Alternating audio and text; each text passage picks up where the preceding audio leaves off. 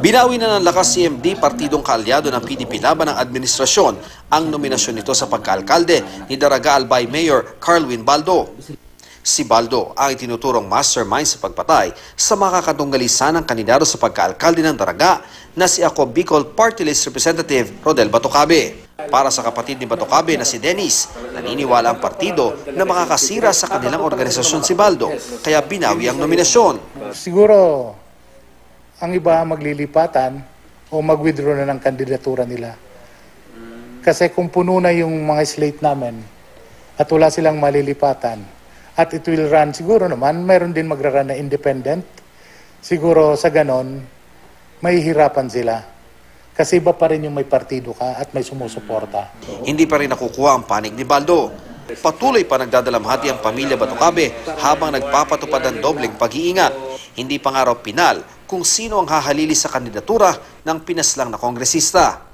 Sabi ni Dennis, misis na Batocabe o siya ang pwedeng kumandidatong mayor, pero mas dapat daw ang kanyang hipag ang tumakbo. Much better in the position and mag-take over din yung asawa. But kung inihiling ng asawa, akong patakbuhin ng pamilya, sino naman po akong tatanggi? Kasi Batocabe pa rin ang uupo.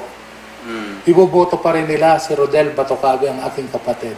Hindi naman babaguhin yung balota nun. 6 na suspect na ang hawak ng PNP sa pagpatay kay Batocabe. Nakikita raw ng pamilya na ginagawa ng pulis ang kanilang trabaho at nagdoble kayod sila. Sana raw matitibay na ebidensya ang makalap upang maging airtight ang kaso.